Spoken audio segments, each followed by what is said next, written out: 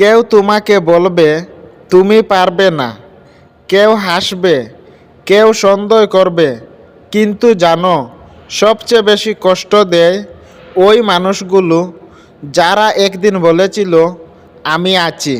জীবনটা এমনই দাদা, যখন তুমি চুপচাপ লড়াই করো তখন কেউ হাত ধরে না, কিন্তু যখন একটু সফল হও তখন সবাই পাশে থাকার গল্প শুনে।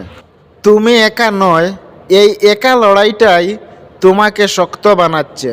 প্রতিটা রাত যখন চোখ ভিজে যায় আর কাউকে বলতে পারো না, সেই নীরব কান্নাই তোমাকে মানুষ বানাচ্ছে।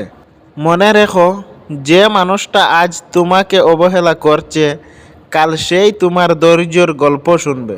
সময় লাগে, কিন্তু সময়ই উত্তর দেয়। তাই আজ হাল ছেড়ো না, আজ থেমে যেও না, কারণ তুমি এতদূর এসেছো হার মানার জন্য না, নিজেকে প্রমাণ করার জন্য।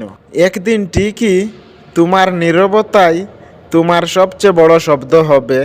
চুপ থাকো, কাজ করে যাও, আল্লাহ আর সময় দুজনেই দেখবে।